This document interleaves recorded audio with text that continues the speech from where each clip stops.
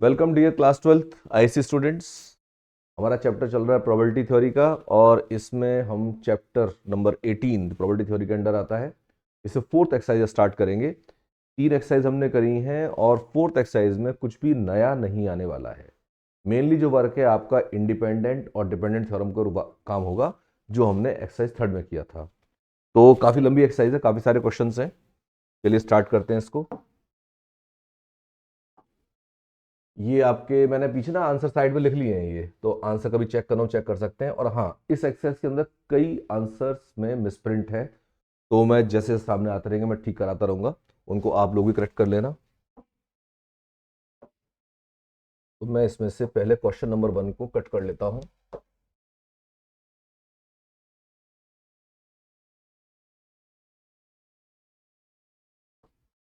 Question number 1।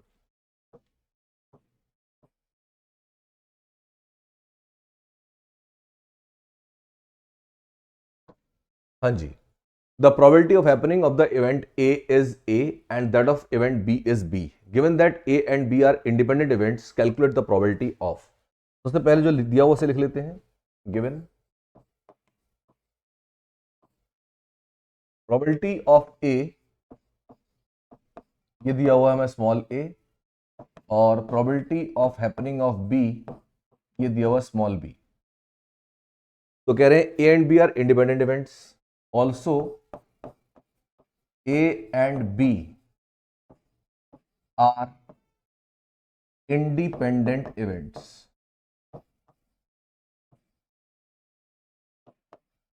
अगर दो events independent होती हैं तो उनकी प्रोबेबिलिटी का जो इंटरसेक्शन है दोनों के प्रोडक्ट के बराबर होता है। तो यहां पर P of A intersection B will be equal to PA into PB। ये हमें ध्यान रखना है। अगर A और B इंडिपेंडेंट इवेंट्स हैं तो P of A intersection B will be PA into PB। तो हमें निकालना है happening of both the events A and B। First part, तो P of A intersection B इसको यूज करेंगे, नंबर 1 डाल देते हैं। यूजिंग 1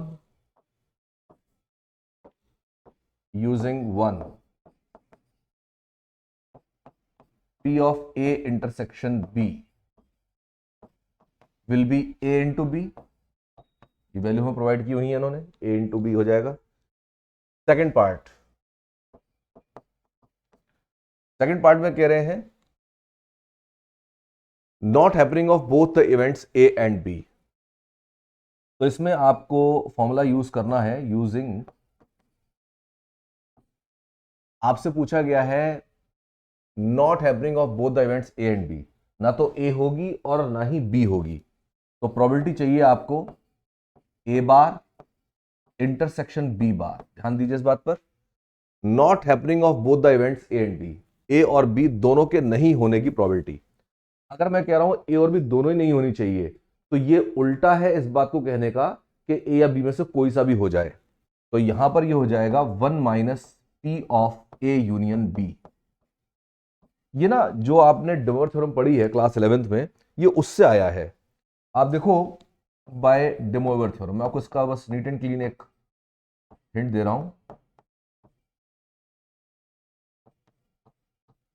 आपने पढ़ा था उसमें A dash union B dash,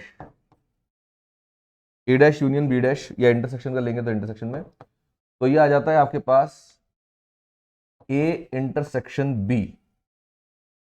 अगर यहां लेते हैं इस तरह से तो डैशेस यहां पे इसके हट जाते हैं, और अगर यहां पर डैशेस होंगे बाहर तो डैशेस नीचे आ जाएंगे। जैसे अगर यहां पर जैसे ये आपका आ रहा है A बार इंटरसेक्शन B बार, ये डैश यहां पर आ जाएगा आपका। और अगर आप लेते हैं A यूनियन B पर डैश, जैसे यहां पर इंटरसेक्शन का डैश है, यहाँ यूनियन पर डैश है, तो इसको आप कर लीजिए A dash intersection B dash. ये हमने यहां पर यूज किया है। तो यहां पर आप देखिए ये A dash intersection B dash जैसा है, जैसे यहां पर आ रहा है ये, और ये आपका बन गया यूनियन। तो यूनियन का डैश का मतलब 1 माइनस, तो यहां पर जब यूनियन वाला आएगा तो इसको इंटरसेक्शन ले लेते हैं। तो जो आपका De Moivre थ्योरम है वो यहां पर काम कर रहा है। बार को हटा करके यूनियन बनाओ, बार हटा करके, और 1 में से माइनस कर लो, क्योंकि प्रोबेबिलिटी का ये आपका डैशेस वाला फॉर्म है। तो डे और थ्योरम से इसको लिखा है हमने, डायरेक्ट फॉर्मूला याद रख सकते हैं। तो 1 minus P of A union B, तो यहां पर P of A union B आपको चाहिएगा, तो P of A union B आप निकाल सकते हो, ये होगा आपका 1 minus P A plus P B minus P of A intersection B. पीछे हम फॉर्मूला कर चुके हैं P of A union B के लिए, तो P of A union B का मान आप यहां से निकालेंगे, तो this will be 1 minus P A is A, P B is B, और आपका P of A intersection B ये है ए बी, तो माइनस के ए बी। ठीक है, थोड़ा सा सॉल्व करना चाहे सॉल्व कर सकते हैं ऐसे, इसमें से जैसे कॉमन लेंगे तो आप देखिए ये 1 माइनस ए, एक जगह इन दोनों में से बी कॉमन ले लो, माइनस का बी या प्लस का बी कॉमन लेंगे, ये है माइनस का बी और माइनस प्लस का ए बी, माइनस का बी प्लस का A B, 1 minus A minus का बी प्लस का ए बी, और इसको आप कर सकते हैं, इसमें से माइनस बी कॉमन ले लेंगे, अगले पेज पे कर लेते हैं, तो आ जाएगा 1 माइनस ए माइनस का बी और 1 माइनस ए, जैकेट माइनस का बी कॉमन लिया 1 minus A, so this will be 1 minus a into 1 minus b, so this is the required probability second part के लिए। इसका आंसर देखना चाहे सेकेंड का आंसर देख सकते हैं 1 minus A 1 minus B. Next is third part, event A happens and B does not happen, event A happens and B does not happen, तो आपको चाहिए P of A intersection B bar. देखिए event A होती है और B नहीं होती है, इसके लिए फॉर्मूला ध्यान रखेंगे, ये होता है PA minus P of A intersection B, P of A intersection B बार, ये PA minus P of A intersection B। तो यहां पर जो PA है हमारे पास वो A है और ये है ए बी, तो ए कॉमन ले लो 1 माइनस बी, तो this is P of A intersection B bar. Next is fourth, event B happen and A does not happen, B होती है ए नहीं होती है, बी इंटरसेक्शन ए बार, तो ये होगा P B minus P of A intersection B, और ये बनेगा आपके पास b minus A B, B को कॉमन लीजिए 1 माइनस ए, ये आपका आ जाएगा फोर्थ पार्ट। फिफ्थ पार्ट है the event B does not happen, event B does not happen, तो p of b bar this will be 1 minus P B, event B does not happen, तो 1 minus B, तो this is question number 1।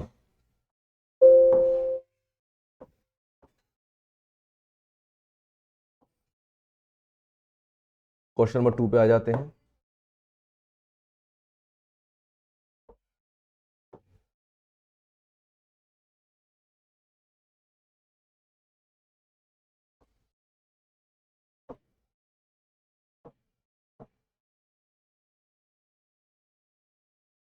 Question number 2, इस question के answer से misprint है, 2-3 जगह misprint है। Given that P is equal to 0.4, PB is equal to 0.7, PA intersection B is equal to 0.2. Find P of A upon B. So we have P of A upon B, हम exercise शायद second exercise में हम काम कर चुके हैं इस पर। P of A upon B ये होता है P of A intersection B upon PB। ठीक है, ये फर्स्ट पार्ट है आपका, तो यहां वैल्यू डाल देंगे, P of A intersection B 0.2, PB is 0.7, so the probability is 2/7। Second part, P of A dash upon B. So this is P of A dash intersection B, formula यही चला रहे हैं हम, अपॉन PB, और इसको हम पहले जज कर चुके हैं, ये है PB minus P of A intersection B upon PB। अभी लिखा था ना फॉर्मूला, A डैश A बार एक ही बात है, डैश को भी बार की जगह यूज कर सकते हैं, बार को डैश यूज कर सकते हैं। PB is 0.7, P of A intersection B is 0.2 upon 0.7. So this is 0.5 upon 0.7, 5.7. शायद यहां पर मिसप्रिंट है, शायद देख लेंगे अभी। Third, P of A upon B dash. So this is P of A intersection B dash upon PB dash. PB dash. So P of A intersection B dash will be PA minus P of A intersection B, और नीचे होगा 1 minus PB, PB dash है ना, 1 minus PB। तो अब आप देखिए PA है हमारे पास 0.4, P of A intersection B 0.2, 1 minus PB है 0.7, तो 0.4 माइनस 0.2 इज 0.2, और नीचे 0.3, तो 2/3 is the probability. Fourth part, P of A dash upon B dash, इसको नेक्स्ट पेज पे करते हैं, पेज भी कम लग रहा है यहां पर। Fourth part, P of A dash upon B dash, तो ये होगा P of A dash intersection B dash upon PB dash। P of A dash intersection B dash 1 minus P of A union B, अभी देखा था De Morgan law से, dashes हटा के union ले लो, 1 माइनस करना है, और ये है आपका 1 माइनस PB, और ये हो गया 1 minus PA plus PB minus P of A intersection B, then this is 1 minus PB. Now we put the values, 1 minus PA 0.4, PB 0.7, 0.4, 0.7, ये 0.2 था, अपॉन 1 minus PB 0.7, then 0.4 और 0.7, 1.1, 1.1 minus 0.2, 0.9, 1 minus 0.9, 0.1, और नीचे है ये 0.3, तो 1/3 is the required probability of the part 4। तो इस तरह से सवाल हैं, ये आपको शुरू में दिए गए हैं, जो बिल्कुल सिंपल केवल फॉर्मूला बेस्ड हैं, और ये जो क्वेश्चंस हैं कई बार आए हुए हैं, बहुत बार आए हुए हैं, तो इसके लिए भी आप हल्कापन ना रखना, क्वेश्चन आ जाते हैं ये बोर्ड के एग्जाम में, बिल्कुल वांटेड क्वेश्चंस में से होते हैं ये। क्वेश्चन नंबर 3,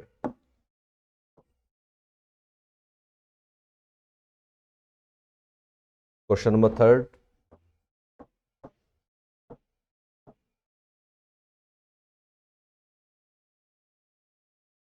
कह रहे given that P is equal to 0.8, PB is equal to 0.7, PC और PA upon B, PC upon B, PA intersection सब दिए हुए हैं, determine whether A and B are independent. तो आपको केवल चेक करना है कि क्या PA intersection B PA into PB के बराबर आ रहा है, तो हमारे पास PA इंटरसेक्शन भी है भी नहीं, तो निकालेंगे पहले, तो अभी जो फॉर्मूला हम यूज कर रहे थे उसी से निकालेंगे। तो वी हैव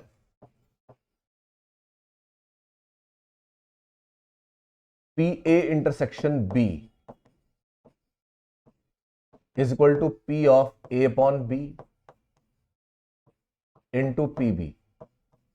वैसे PB पहले लिखना चाहिए, फिर P intersection B, P upon B, क्योंकि जब B हो चुकी होती है तब हम A के होने की प्रोबेबिलिटी निकालते हैं, तो ठीक है, ये इस तरह से लिखा जा सकता है, बाकी आप जानते हैं इसको नीचे ला करके भी सेम बात बनती है। तो हमारे पास PA अपॉन B है 0.8 और PB है 0.7, तो दिस बिकम्स 0.15। तो क्या पी ए इंटरसेक्शन बी हमारा यही आ रहा है? पी ए इंटरसेक्शन बी हम एक तरीके से और निकालें, हमारे पास ये आ गया है पी ए इंटरसेक्शन बी 0.5। यहां से हमने निकाला है पी ए इंटरसेक्शन बी, ठीक है। Also P A into P B, तो पी ए है हमारे पास 0.8 और पी बी है 0.7 again, so this is also 0.15. This will imply that P of A intersection B is equal to PA into PB. So this implies A and B are independent. उसी तरह से बाकी के दोनों पार्ट भी आप निपटा देंगे, सेम टू सेम ऐसे ही काम चलना है। Now we come to question number 4.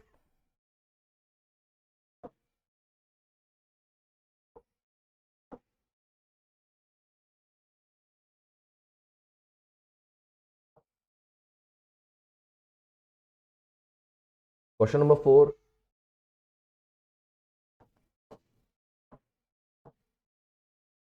Given that C and D are independent events, C and D are independent events, तो कह रहे हैं and that P of C upon D is equal to 2/3, P of C intersection D is equal to 1/3, find PC and PD. तो ठीक है, इसमें हमें P of C upon D मालूम है, कितना लिखते हैं? We have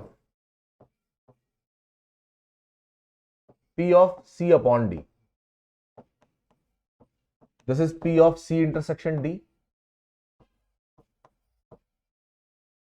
upon PD. ये है हमारे पास P of C upon D, ये है 2/3. P of C intersection D is 1/3 और PD हमें कैलकुलेट करना है PD, तो PD हो जाएगा आपके पास 1/2 PD।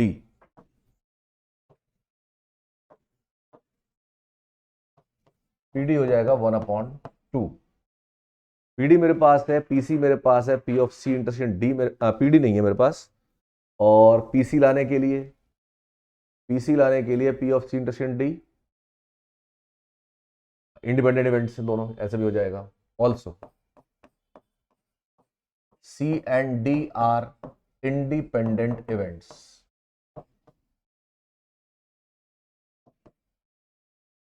इसका मतलब P of C intersection D will be PC into PD. Now P of C intersection D is 1/3, PC हमें निकालना है और PD है हमारे पास 1/2, तो PC हो जाएगा 2/3। PC हालांकि बाद में आया है, कोई बात नहीं, PC और PD दोनों आ गए हैं।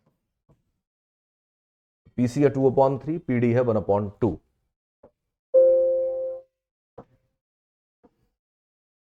So this was question number 4. इसके बाद आ जाइए क्वेश्चन नंबर 5 पर।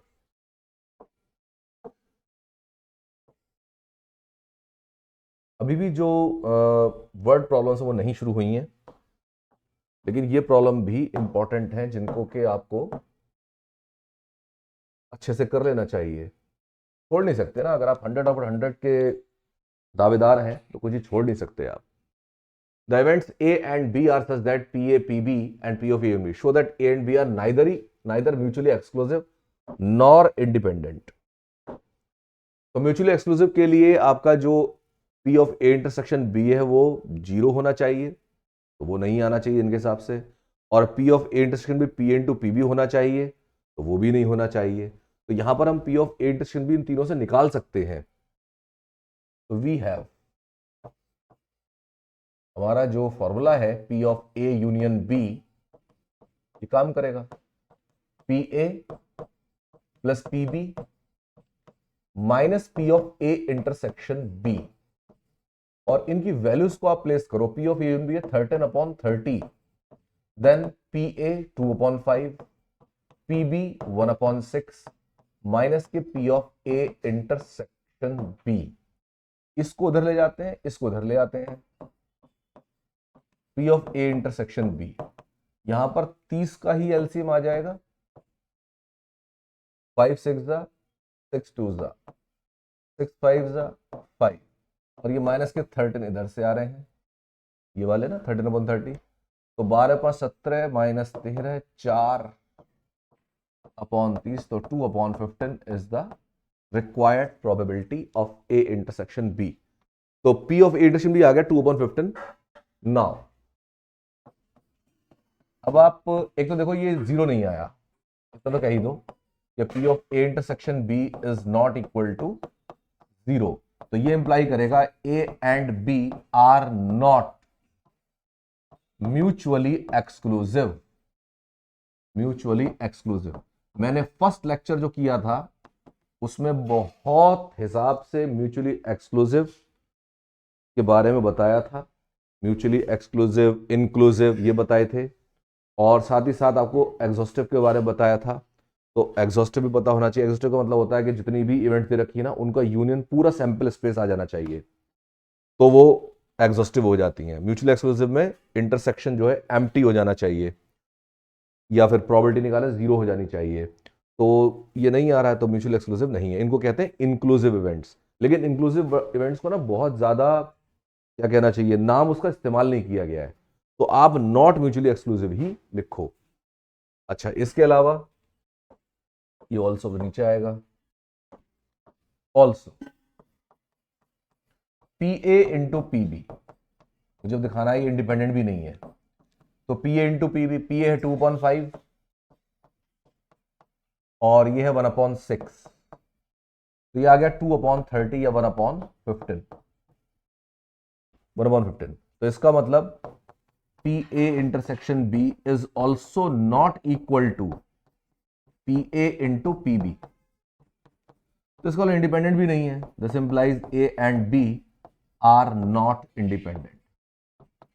जितने भी सवाल आपको दिए गए हैं, जब आप इनको कर लेते हैं तो आपको अच्छे से याद रहता है कि इंडिपेंडेंट कब होता है, कब नहीं होता है, म्यूचुअल एक्सक्लूसिव कब होता है, कब नहीं होता है।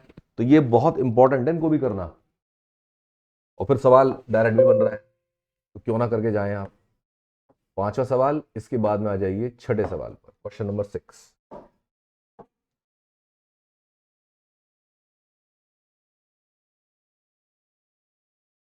इसमें काफी सारे पार्ट्स हैं क्वेश्चन नंबर 6 में।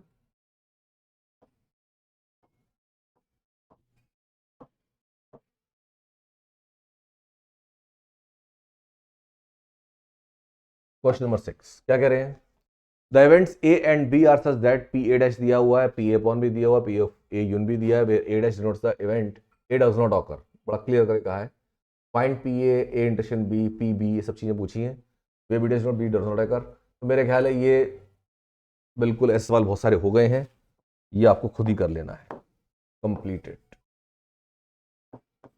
ये पीछे वाले सवालों बेस्ड है पूरा question, you have to do this. Question number 6 के बाद आ जाते हैं क्वेश्चन नंबर 7 पर। ये पूरा ही पेज यहां से मुझे कट करना पड़ेगा, नीचे ले लेते हैं।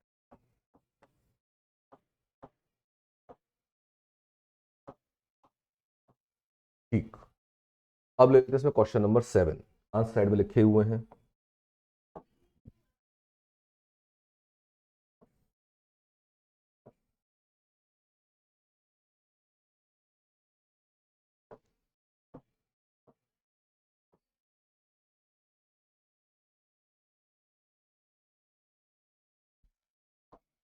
A bag contains 4 white, 7 black and 5 red balls. देखो यहां से अब वर्ड प्रॉब्लम शुरू हुई है, सिंपल है शुरू में तो बहुत।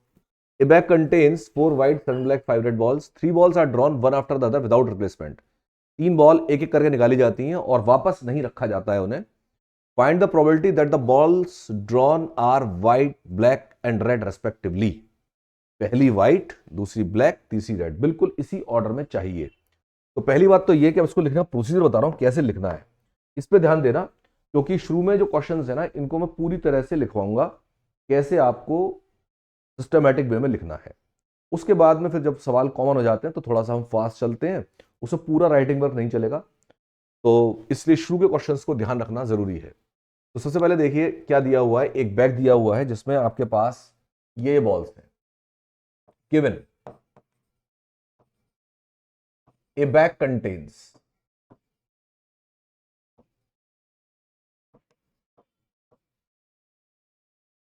bag contains 5 white balls, 4 white balls, 4 white,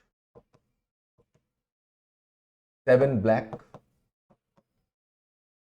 and 5 red balls। जो कुछ यहां लिखा हुआ है उसी में से निचोड़ निचोड़ के लिखना है। Therefore, total number of balls is equal to 4 plus 7 plus 5, 16 balls हैं टोटल। फिर कह रहे हैं एक करके बॉल को निकालते हैं, find the probability that the balls drawn of white, black and red. तो अब आप इसमें ले लीजिए event ABC, event A, first ball drawn is white, event B, second ball drawn, और ये विदाउट रिप्लेसमेंट होगा, without replacement,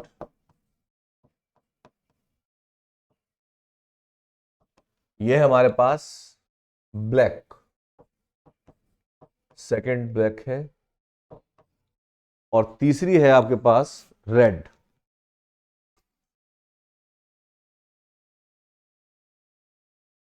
event C, third ball drawn without replacement is red, ये रेड है। तो अब आपको देखो ये भी समझ में आ रहा है, यहां पर जो प्रोबेबिलिटीज निकालनी है PA, PB, PC होनी चाहिए, और रिप्लेसमेंट नहीं होगा ये भी ध्यान रखना है। तो PA जब निकालेंगे तो PA का मतलब होगा पहली बॉल जो है आपके पास व्हाइट आ रही है, तो व्हाइट बॉल्स कितनी है 4, टोटल बॉल्स कितनी है 16, तो ये होगी इसकी प्रोबेबिलिटी। फिर आपको निकालना पड़ेगा P of B upon A। P of B upon A का मतलब ये है कि जब B की प्रोबेबिलिटी निकाल रहे हैं तो A हो चुकी है, ठीक है। तो PB अपॉन A के लिए अब आपके पास रिमेनिंग बॉल्स हैं 15, और आपके पास जो ब्लैक बॉल्स हैं वो है 7, तो 7 upon what, total number of balls. अब में 15 है, ये ध्यान दीजिए, रिप्लेसमेंट नहीं हुआ है ना, तो बॉल्स रहेंगे 15, इसको PB अपॉन A कहेंगे। इसके बाद अब लीजिए P of C upon A intersection B, क्योंकि अब आपकी A और B दोनों हो चुकी हैं, लिखने का कायदा बता रहा हूं, करता वही रहे हो। तो P of C upon A intersection B, A और B दोनों हो चुकी हैं, C के आने की प्रोबेबिलिटी। अब C को जो लेना है आपको, C लाना है आपको रेड, रेड है 5। अब बॉल बची कितनी है, अब एक बॉल और कम हो गई, तो अब हो गई 14 बॉल्स। आपको चाहिए तीनों के होने की probability. Therefore P of A intersection B intersection C, this will be PA into P of B upon A into P of C upon A intersection B। तो यहां पर PA ये हो गया 4 upon 16, then this is 7 upon 15, और ये है हमारे पास 5 अपॉन 14। बहुत से लोग डायरेक्ट ना इसको लिखते हैं, और यहां पर क्या लिखते हैं, first ball is red, first ball is white, second ball is black, third ball is red, ऐसे लिखते हैं। ये कहीं ज्यादा बेटर सिस्टमैटिक और प्रोफेशनल वे लिखने का। आपको एग्जाम में ऐसे लिखना है, अगर पूरे नंबर चाहिए तो पहले इवेंट्स को डिस्कस करो, फिर उसके बाद प्रोबेबिलिटीज लिखो उनकी, और फिर ऐसे करो। पीछे के सवाल नंबर ऑफ केसेस हम लिखते थे कि वो सवाल उस तरह के थे, यहां पर तो हमें डायरेक्ट करना है, तो काफी कुछ डायरेक्ट, लेकिन फिर भी मैंने सारा आपको मैटर लिखवाया है। तो इनको काटा कूटी कर लो, 4 से 4 बार ये कट रहा है, 7 से 2 बार ये कट रहा है, 5 से 3 बार ये कट रहा है, तो ये आ गया आपके पास 1 अपॉन 4 से 12 टू 24। तो 1/24 इज द रिक्वायर्ड प्रोबेबिलिटी। ठीक है, तो ये आपकी रिक्वायर्ड प्रोबेबिलिटी क्वेश्चन नंबर 7। बताना जरूर भाई क्वेश्चन करने में कैसा लग रहा है आपको, बढ़िया लग रहा है, लग रहा है। कमेंट बॉक्स में कमेंट तो अवेटेड है आपकी, कमेंट जरूर कीजिए। और आपको लगता है लेक्चर अच्छा बना है तो औरों को बताइए, आपके फ्रेंड्स को फायदा होना चाहिए। पहले अपना फायदा फिर फ्रेंड्स का फायदा, पहले तो आपको अच्छा लगना चाहिए। कोशिश तो देखो यही है कि सब सवाल करवाए जाएं आपको। और अभी मैं प्रीवियस ईयर के क्वेश्चन से स्टार्ट करवाने वाला हूं। देख question number 8, there are 3 urns A B C. Urn का मतलब थैला होता है, थैला। तो urn A contains 4 white balls, 5 blue balls. Urn B contains 4 white balls, 3 blue balls, and Urn C contains 3 white balls and 6 blue balls. One ball is drawn from each of the urns. What is the probability that out of these 3 balls drawn, 2 are white and 1 is blue? 2 white और 1 blue ball आ रही है। सबसे पहले देखो आपको 3 earn दिए हुए हैं। We have 3 urns A, B and C. Sorry, urn A. Urn A contains 4 white balls,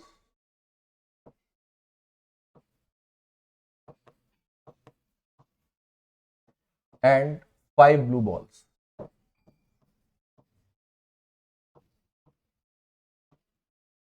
Urn B contains 4 white and 3 blue balls. Urn C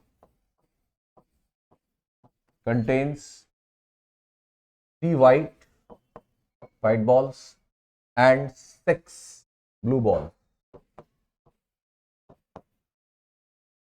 तीनों में से एक एक बॉल निकाली जाती है।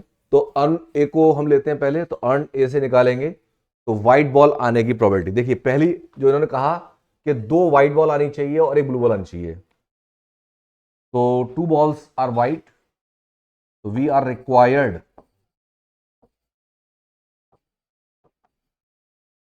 to find the probability that of the 3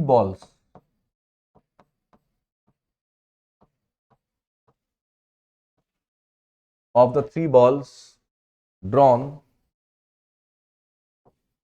one from each bag, one from each urn, 2 are white and 1 is red. दिक्कत यह है कि रेड या ब्लू, 1 इज ब्लू। तो यहां पर बस दिक्कत क्या है कि ये चैलेंज ये है कि आपके पास तीनों बैग्स में ब्लू और रेड बॉल्स हैं, ब्लू और व्हाइट बॉल्स। तो आप देखिए अर्न ए से आप अगर व्हाइट निकालते हैं, ठीक है, अर्न बी से व्हाइट निकाल सकते हैं। तो आपके ऑप्शन क्या क्या आएंगे? वी हैव ऑप्शंस, तो वी हैव फॉलोइंग ऑप्शंस।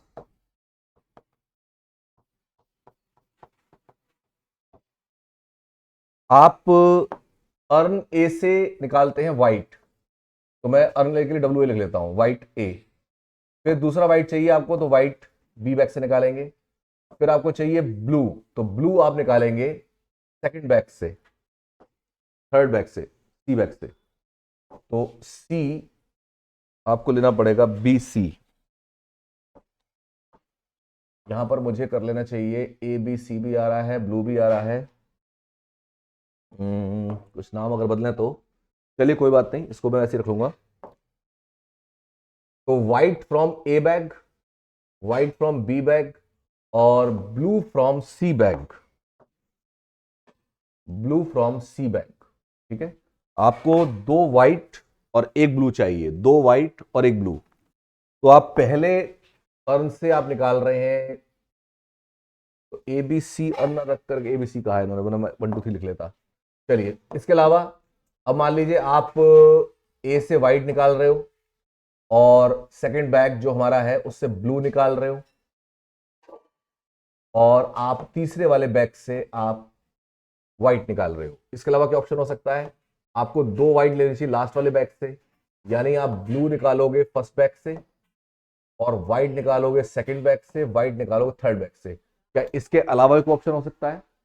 इसके अलावा कोई भी ऑप्शन नहीं, क्योंकि आपसे कहा गया क्लियरली कि आपको 2 व्हाइट और 1 ब्लू बॉल चाहिए। तो 2 white 1 blue, 2 white 1 blue, 2 white 1 blue. तो पहले हमने निकाला सी बैग से, फिर बी बैग से, फिर ए बैग से, ठीक है ना। नीचे जो लिखे हैं हमने बैग्स लिखे हैं, ऊपर लिखे हैं कलर। तो ऐसे में रिक्वायर्ड प्रोबेबिलिटी, देखो मैं कितनी प्रिसाइजली इसको प्रोबेबिलिटी लिख दे रहा हूं। Required probability will be equal to white bag से, सॉरी फर्स्ट बैग से यानी ए बैग से व्हाइट बॉल निकालने की प्रोबेबिलिटी। 4 बॉल है यहां पर और आपको निकालना है टोटल 9 बॉल से। तो P ऑफ WA कर देता हूं मैं इसको, P of WA, P of WB। और ये इंडिपेंडेंट इवेंट्स हैं। देखो आप एक थैले से जो भी बॉल निकाल रहे हो, दूसरे थैले से निकालने पर वो इंडिपेंडेंट इवेंट है पहले से निकालना, फिर पहले दूसरे निकाल चुके तीसरे वाले के लिए इंडिपेंडेंट है। तो सीधे सीधे मल्टीप्लाई ही हम करेंगे। तो P of WA, P of WB और P of BC, P of BC plus P of WA, P of WB second bag, blue ball निकालनी है, P of WC plus P of BA, blue ball first bag से आएगी, P of WB, P of WC। Now we will make it sure. P of WA, white ball लानी है bag A से, तो 4 white ball है, total ball से 9, तो 4/9 is the probability into WB, second bag से आपको निकालनी है व्हाइट, तो 4/7।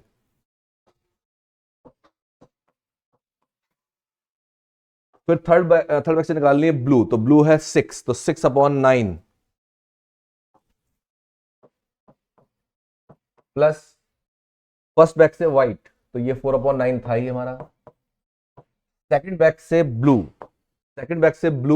तो 3 ब्लू बॉल्स है, 3/7, 3/7 इंटू थर्ड बैग से white,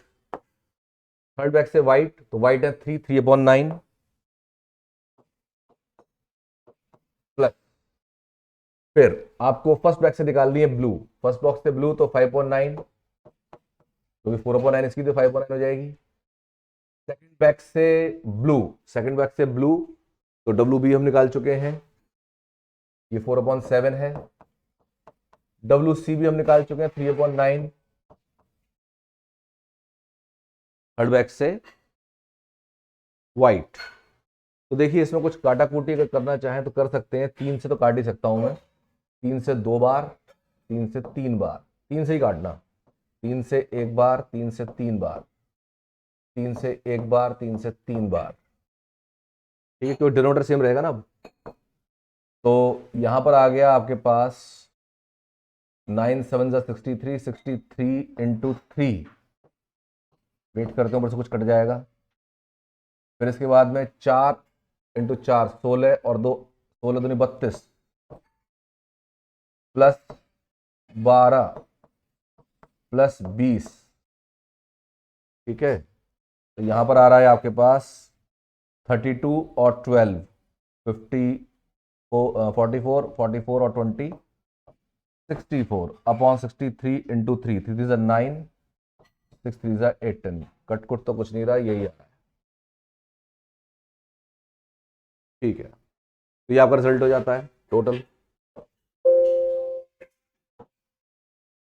64/189। This was question number 8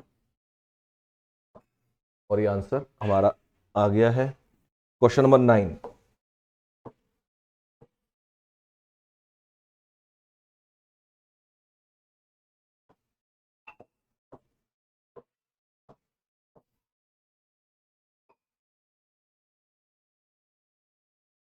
Question number 9.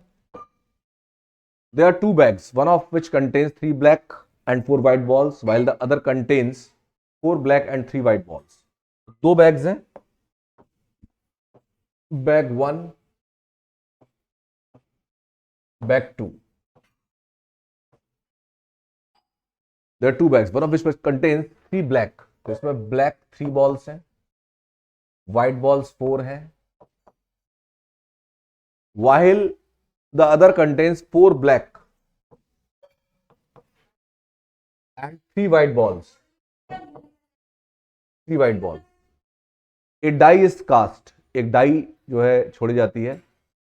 If the face 1 or 3 turns up, a ball is taken from the first bag.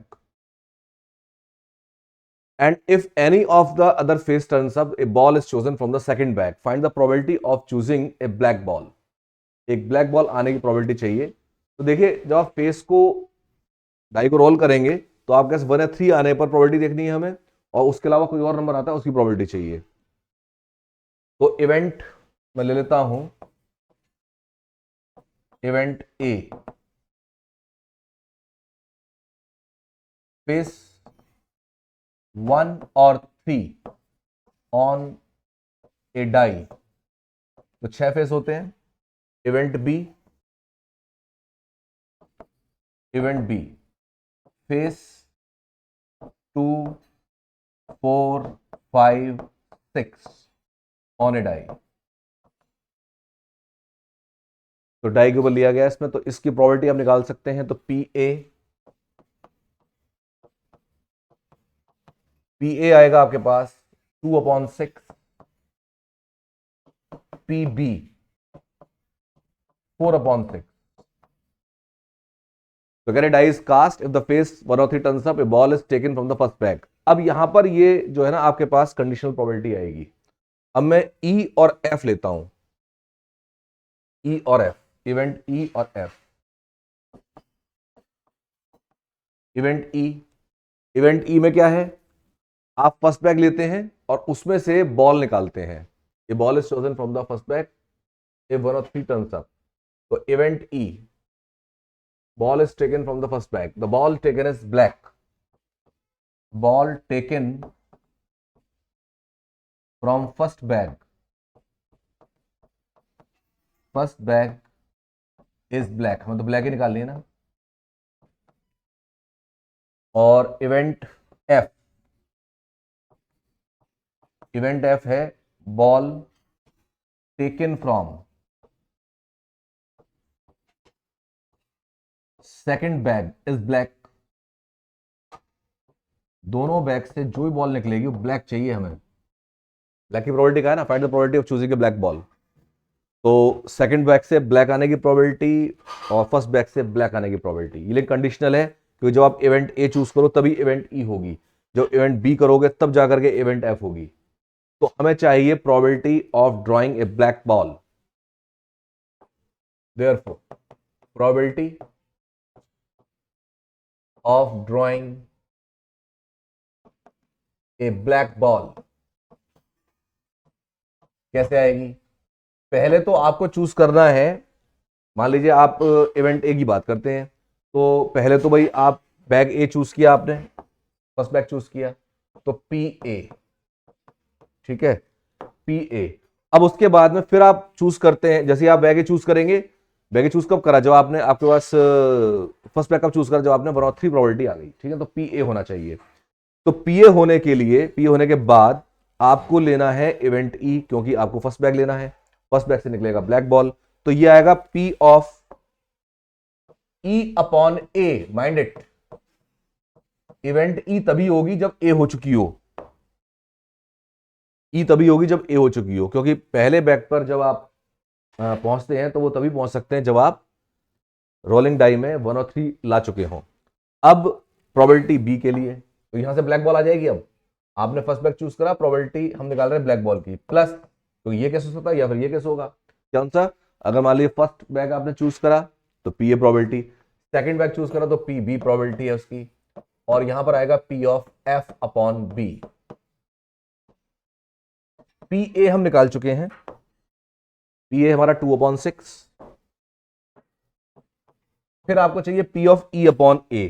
P of E upon A, तो first back से black आने की probability, तो black आने की probability, black ball है यहां पर 3, टोटल बॉल है 7, तो ये आपके पास आएगा 3/7, 3/7 प्लस पीबी आप ले रहे हैं, तो पीबी है आपके पास 4/6 into P of F upon B. F का मतलब है drawing a black ball from second bag, second bag से आप ब्लू बॉल निकालते, ब्लैक बॉल निकालते हैं, तो 4/7, again this is the probability 4/7। ठीक है, तो ये आपके पास कटिंग करना चाहो 2 से काटना, 3 से मत काटना, 2 से काटो, से 2 से काटा 1 बार, 2 से काटा 3 बार, 2 से काटो 2 बार, 2 से काटो 3 बार, इसलिए कि डिनोमिनेटर सेम रहे। तो 3 और 6 9, 3 और 8 11, 4 दूनी 8 और 3 11, और नीचे आएगा 7 3 21। तो this is the probability of drawing a black ball 11/21। तो this was question number 9 for you. इसके बाद आ जाइए क्वेश्चन नंबर 10।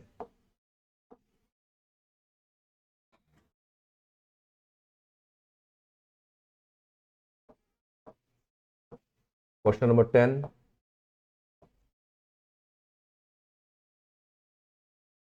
कह रहे three bags contain 5 white and 8 red, 7 white and 6 red, 6 white and 5 red balls respectively. One ball is drawn from each bag at random. Find the probability that all the 3 balls drawn are the same color. देखो यहां पर कोई die roll नहीं कर रहे हैं, यहां पर सिंपली आपको जो निकालना है, आपको सिंपली इसमें बॉल ड्रॉ करनी है बैग में से। कोई ऐसा नहीं है कि बैग 1 2 3 में सिलेक्शन है, वो नहीं है। 3 bags contain 5 white, तो बैग 1 बैग 2 बैग 3, पिछली बार तो रोल डाई रोल कराई गई थी, तो बैग 1 बैग 2 और बैग 3, 3 बैग है यहां पर। तो बैग 1 में अगर आप लें तो 5 वाइट और 8 रेड बॉल्स हैं। बैग 2 में 7 वाइट और 6 रेड बॉल्स हैं। बैग 3 में 6 वाइट और 5 रेड बॉल्स हैं। 1 ball is drawn from each bag at random, तीनों में से एक बॉल निकाली जाती है। Find the probability that all the 3 balls are the same colour. तीनों बॉल एक ही कलर की हो, तीनों बॉल एक कलर की हो तो क्या होगा, तीनों बॉल या तो व्हाइट होंगी, तीनों बॉल या फिर रेड होंगी। इसी प्रोबेबिलिटी में लिखनी है। तो अगर आप चाहें तो इवेंट, बहुत सारी इवेंट बनेंगी, डायरेक्ट लिखना बेटर रहेगा। तो देखो यहां पर अगर आप लिखते हैं प्रोबेबिलिटी ऑफ ड्रॉइंग तो 3 बॉल्स ऑफ सेम कलर, पूरा लिख देता हूं मैं इसको, probability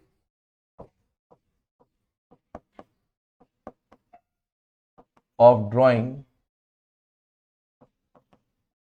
3 balls of the same colour, तीनों में से एक एक बॉल निकाली गई है। क्या होगा, देखो पहले आप निकालेंगे व्हाइट बॉल आने की प्रोबेबिलिटी पहले बैग से, तो मैं लिखता हूं P ऑफ W1, फिर यहां पर P of W2, second bag के लिए 1 2 3, मतलब बैग के लिए 1 2 3 लिख रहा हूं मैं, और P ऑफ W3। बात समझिए, तीनों बॉल व्हाइट, फर्स्ट बैग से, सेकंड बैग से, थर्ड बैग से, first bag second bag third bag. लेकिन ऐसे में सोचता कि तीनों रेड हो जाए तो भी सिमिलर रहेगा। तो ऐसे में P of R1, P of R2, P of R3। अब इस चीज को आप चाहो तो एलोबरेट कर देना कि P of W1 is the probability of drawing a white ball from bag 1, PW2 is the probability of drawing a white ball from bag 2, PW3 is the probability of drawing a white ball from the bag 3। ऐसी PR1 PR2 PR3 red ball निकालने की probabilities हैं तीनों bag से। अब PW1 की value आप रख दो, PW1 है आपका 5/13, 5/13। PW2 होगा आपका 7/13 और PW3 6/11। 8 और 5 13, 7 6 13 प्लस PR1 8/13, 8/13, PR2 6/13, और PR3 5/13। कटना तो कोई है नहीं इसमें से, मल्टीप्लाई करके जोड़ो, आपका आंसर आ जाएगा। तो ये हो जाता है क्वेश्चन नंबर 10। इसको सॉल्व कर लेंगे, you will get your answer. तो दिस वाज क्वेश्चन नंबर 10। इसके बाद आ जाइए क्वेश्चन नंबर 11।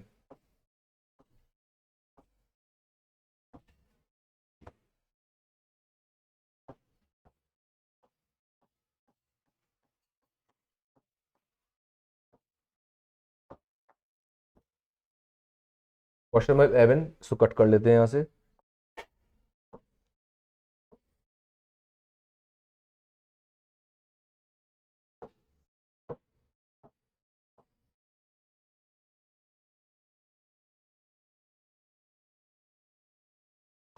क्या कह रहे हैं? A bag contains 4 white and 2 black balls. Another contains 3 white and 5 black balls. If one ball is drawn from each bag, find the probability that both the balls are white, both are black, one is white and one is black. देखो इस बार आपके पास एक bag और एक bag, दो bag है। Bag 1 और bag 2। Bag 1 में 4 व्हाइट 2 ब्लैक है। बैग 2 में 3 व्हाइट और 5 ब्लैक है। एक बॉल निकाली जाती है हर एक बैग से। Find the probability that both the balls are white, both the balls are black and one is white one is black. तो देखो मैं फर्स्ट में लिखता हूं रिक्वायर्ड प्रोबेबिलिटी, लिखना बिल्कुल वैसे ही जैसे पीछे हमने लिखा है। Both the balls are white, तो 4/6 व्हाइट बॉल आने प्रोबेबिलिटी, यहां से व्हाइट बॉल आने प्रोबेबिलिटी 3/8 है ना। 4/6, टोटल बॉल 6 है, टोटल बॉल 8 है। तो कुछ काटाकुटी हो जाए, 4 से 2 बार, 3 से 2 बार, 1/4 is the required probability. Number 2, required probability पूरा लिखना पीछे जैसे मैंने लिखा है, ये तो शॉर्ट में कर रहा हूं मैं। Both the balls are black, black ball आने के लिए 2/6, ब्लैक बॉल आने के लिए 5/8, कुछ तो कट जाएगा, 2 से 4 बार कटेगा ये, तो 5/24 इज द रिक्वायर्ड प्रोबेबिलिटी। ठीक है, both the balls are black. अब कह रहे one is white one is black, one is white and one is black. अगर पहली व्हाइट है यानी इससे व्हाइट आती है तो 4/6, इससे ब्लैक आनी चाहिए तो 5/8, लेकिन क्या पता ब्लैक इससे आए व्हाइट इससे आए, तो ब्लैक इससे आएगी तो 2/6 और इससे फिर व्हाइट आएगी तो 3/8। ठीक है ना, तो इनको आप कर लो। 48 तो नीचे आ गया, ऊपर आ गया 20 और 6 26, थोड़ा बहुत काट लेना, 13/24 आ जाता है। ठीक है, तो ये आपकी तीनों प्रॉपर्टीज आ गई हैं। तो ध्यान करना, one is white one is black है तो एक व्हाइट एक ब्लैक, तो व्हाइट इससे ब्लैक इससे, फिर ब्लैक इससे व्हाइट इससे, ऐसे आ जाएगा ये। तो दिस वाज क्वेश्चन नंबर 11। 1/4, 5/24 और 13/24, ये हमारे तीनों आंसर आ गए हैं। Question number 12।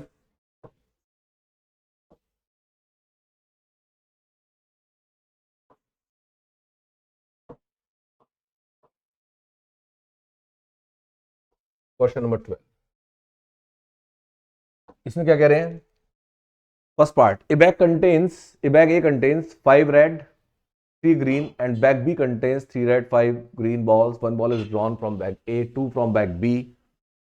Find the probability that of the 3 balls drawn, 2 are red and 1 is green. देखो एक बैग A है और दूसरा है बैग B, तो 5 रेड है और 5 ग्रीन है, सॉरी 3 ग्रीन है। 5 रेड 3 ग्रीन, और बैग बी में है 3 रेड और 5 ग्रीन, ग्रीन 5 है, उल्टा है, इसमें 5 3 उसमें तीनों 5। तो क्या कह रहे हैं? दो फर्स्ट बैग में से एक बॉल निकाली जाती है और सेकंड बैग में से 2 बॉल निकाली जाती हैं। One ball is drawn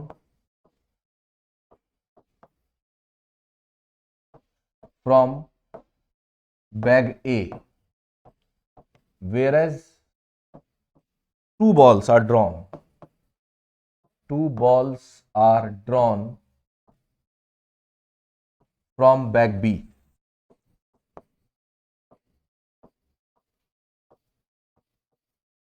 bag A से एक बॉल और बैग बी से 2 बॉल ड्रॉ की जाती हैं।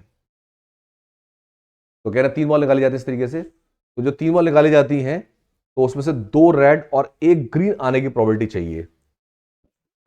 To find the probability of drawing 2 red and 1 green ball,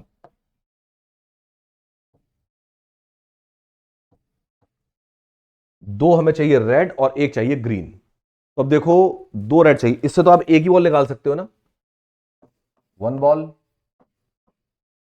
इससे निकाल सकते हैं 2 बॉल्स। तो यहां से अगर मान लीजिए बॉल निकालते हैं और वो रेड आती है तो फिर एक रेड यहां से चाहिए। तो क्या ऑप्शंस है हमारे पास? ऑप्शंस ये हैं कि आप बैग ए से निकालते हैं रेड, तो रेड निकाला बैग ए से, तो फिर रेड आपको बैग बी से भी चाहिए, 2 रेड चाहिए ना, तो रेड बैग बी से भी चाहिए और बैग बी से आपको ग्रीन भी चाहिए। तो एक ऑप्शन तो उसका 2 रेड 1 ग्रीन। फिर इसके अलावा इससे तो एक ही बॉल निकलेगी, ध्यान रखना है, इससे एक ही बॉल निकाल सकते हैं। इसके अलावा अब ग्रीन अगर आप इससे निकालते हैं, इससे ग्रीन या रेड एक ही निकल सकती है बॉल। तो आपने मान लीजिए अर्न ए से या बैग ए से ग्रीन निकाली, तो ग्रीन फ्रॉम ए, तो फिर आपको एक रेड और दोनों रेड से निकालनी पड़ेंगी। तो red from B, red from B, दोनों ही रेड चाहिए और बैग बी से आएंगी वो, क्योंकि 2 रेड निकालेंगे का है ना। तो अगर आपने एक रेड यहां से निकाली तो एक रेड यहां से, ग्रीन यहां से निकालनी है। लेकिन अगर आपने ग्रीन यहां से निकाली तो आपको दोनों रेड यहां से निकालनी पड़ेंगी। अब तो ये हमें प्रोबेबिलिटी चाहिए। तो यहां पर ये जो आरबी आरबी लिखा है ना, तो 2 रेड बॉल्स है ये एक साथ। अब देखिए इसमें तो रिक्वायर्ड प्रोबेबिलिटी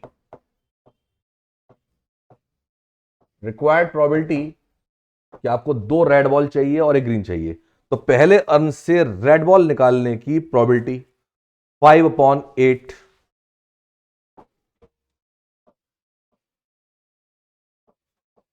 5/8 इंटू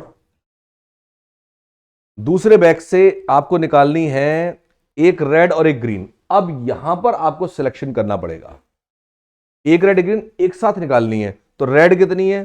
3, 3 में से एक रेड निकालनी है। ग्रीन कितनी है? 5, 5 में से एक निकालनी है। तो 3C1 तरीके होंगे रेड बॉल निकालने के, 5C1 तरीके होंगे ग्रीन बॉल निकालने के। तो 3C1 इंटू 5C1, और नीचे आपको 2 बॉल की बात करनी, क्योंकि अन बी आपने चूज किया है, उसे 2 बॉल निकाल रहे हैं एक साथ, तो वो होगा 8C2, 8C2 प्लस। अब देखिए यहां पर ग्रीन बॉल निकालनी है आपको बैग ए से, तो ग्रीन बॉल इन 3, तो 3/8 तो ये हो गई इनटू। अब आपको दोनों रेड बॉल चाहिए, रेड बॉल है 3, तो 3C2 वेज होंगे, 3C2, और टोटल जो बॉल्स हैं वो आपके पास 8 हैं, तो 8C2 यहां भी आएगा, 8C2। हाँ मुझे ध्यान है इसका भी आंसर मिसप्रिंट है, इसका आंसर मिसप्रिंट है आपके यहां, सॉल्व कर लो। वैसे तो मैं बता रहा हूं मिसप्रिंट है ये। तो नीचे देखो 8 इंटू 8C2, तो 8 इंटू 7/1 इंटू 2, ठीक है। ऊपर आ रहा है 5, 3C1 3 होता है, 5C1 5 होता है, 3, 3C2 या 3C3 - 2 या 3C1 एक ही बात है, तो 3 इंटू 3, 3 जहां तक मुझे ध्यान आ रहा है मिसप्रिंट है इसके आंसर में, और पता चल जाएगा अभी। और ये आपके पास आ गया है, और तो कुछ नहीं चाहिए। तो एक तो देखो यहां पर 2 से इसको काटो 4 बार, तो यहां पर आएगा 5 5 25 इंटू 375 प्लस 9 अपॉन 8 7 56, 56 इंटू 4 224, तो ये हो गया 81/224, 84 सॉरी 84 अपॉन 224, 8 7 56, 56 इंटू 4, 200 और 24। ठीक है, अभी तो ये 4 से भी कट रहा है, 4 से काटेंगे तो 21 बार कटेगा, 4 से काटेंगे तो 5 बार और 6 बार, 21 अपॉन 56 ये आ रहा है। अभी 7 से भी कटेगा तो 7 3 7 8 3 upon 8 is the probability. Check करेंगे पीछे आंसर जो आ रहा है 3 अपॉन 8। सॉल्व करते मुझे डाउट था शायद इसका आंसर गलत आ रहा है, देखते हैं एक बार। 3 अपॉन 8, 12 का फर्स्ट, 12 का फर्स्ट, 3 अपॉन 8। ठीक है, सही है, कोई मिसप्रिंट नहीं, ठीक है।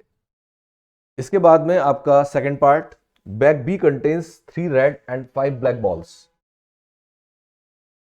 Bag A contains 3 red 5 black balls and bag B contains 2 red and dash, ये मिसप्रिंट हो गया मेरे पास। 1 ball is drawn from bag A and 2 from bag B. Find the probability that out of 3 balls drawn are 2 are black and 1 is red.